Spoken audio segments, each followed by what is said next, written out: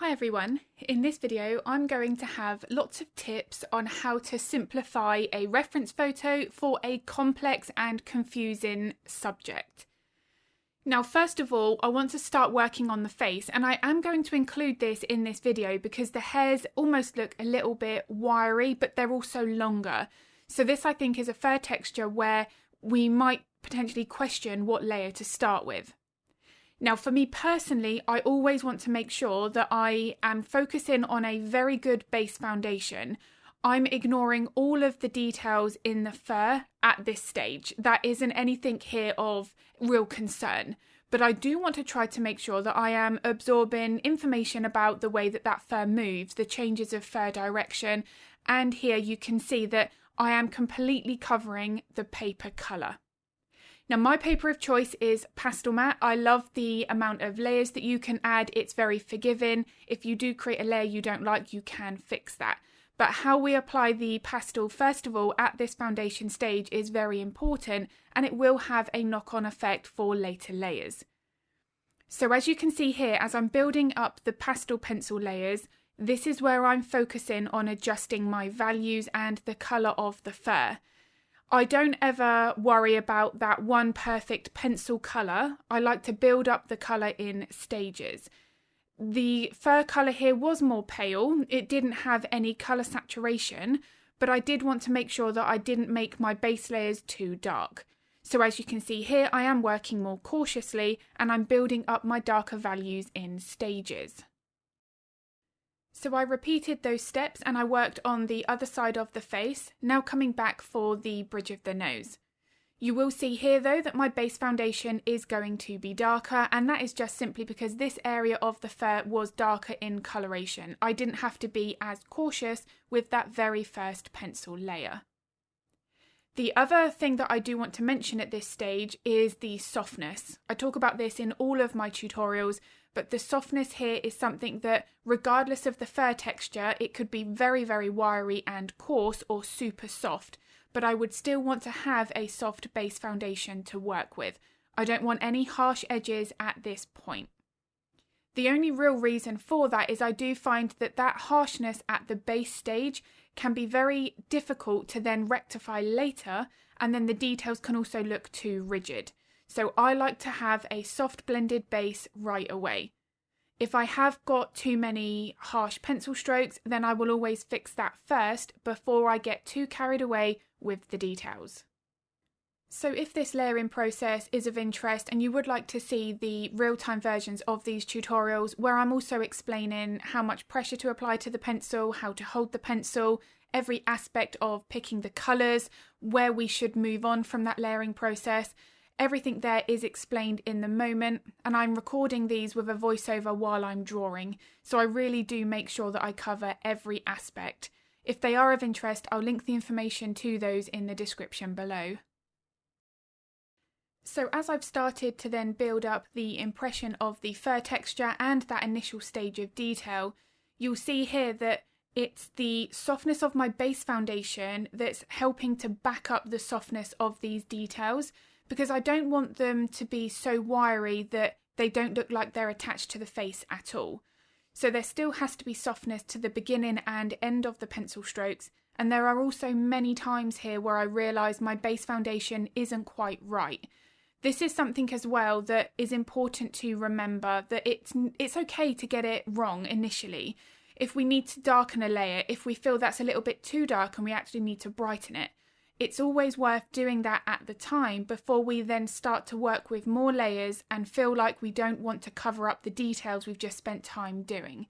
So like now, if I ever feel like I need to adjust my base foundation, I will put my pencils down I'm using for my details, go back, adjust that base, and then go back to my detail layers. That for me is something that can make a huge difference. It might only seem like a very small adjustment, one tiny area of the fur that needs to be a little bit darker, but that could enhance the shape of the face, help to map in more of the eye socket. All of these things here can have a big impact to how much depth and realism is achieved.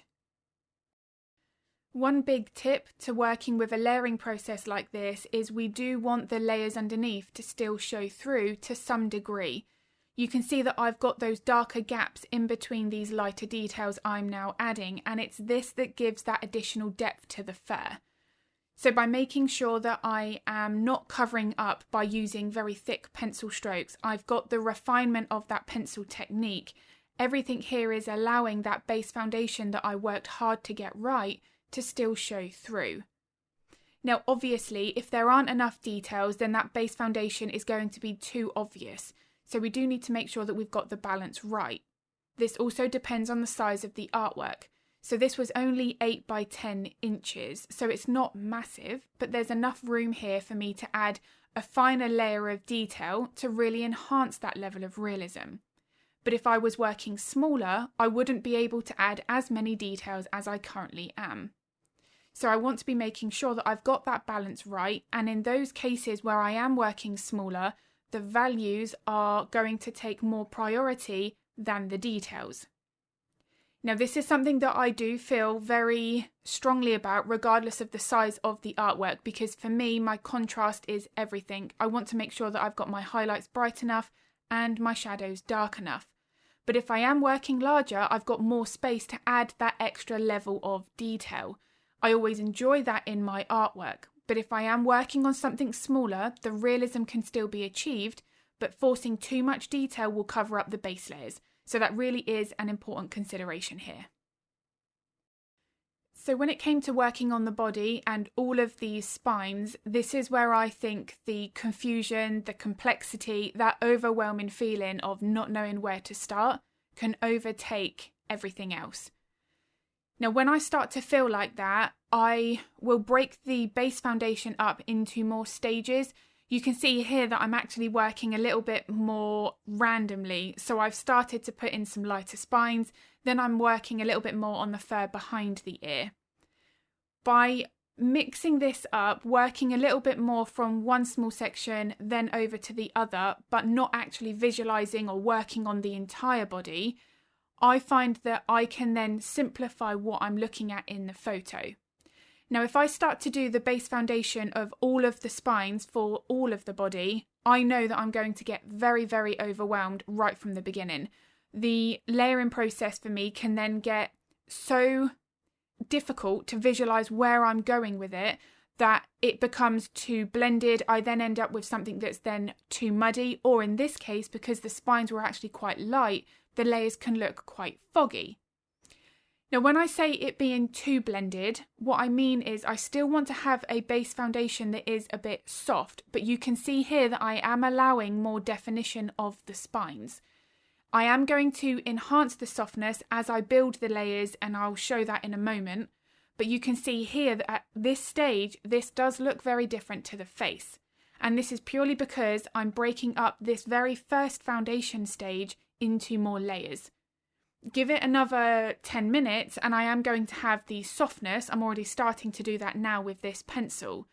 But I've actually broken this up into 2 stages prior to doing that, which when working on the face, I was able to jump straight into that level of softness. So as I started to then piece more of the puzzle together, working with these smaller sections and slowly merging them in, here I'm starting to work with that same pencil to put in some of that softer impression. But this is where I'm still now working with something that it's not like the photo in that there needs to be a lot more spines, but I don't have to add those all right away. So again, I'm simplifying my base foundation because for me, the base foundation, as I've said, is something that I find very, very important. It is crucial to my layering process. If I start adding in too much detail here, then the base foundation is going to get ignored. And I don't want that to happen because the spines will look far too harsh and rigid.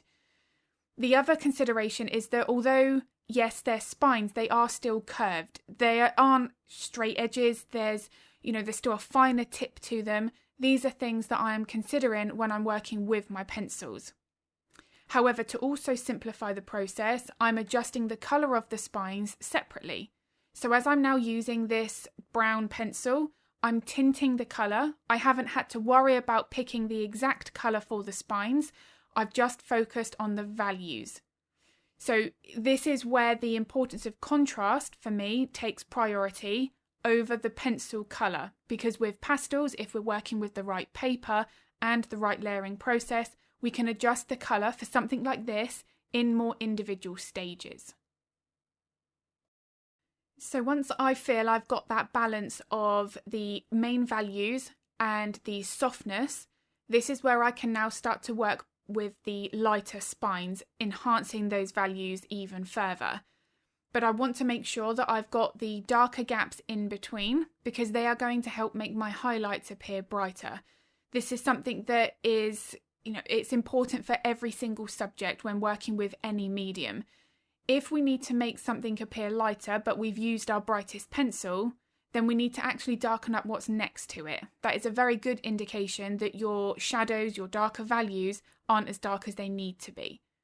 So when I'm working here with the white Carbothello, if I did feel like the highlights are lacking, they're a little bit more muted than I would like, I'm going to take my darker pencil, and I do this later on in the video, I take my darker pencil and then darken the gaps in between. Because one other thing that I think is very easy with something like this is it's something where we can get too carried away with the spines. So because looking at a reference photo of a hedgehog, we know that there are going to be thousands of spines on that body.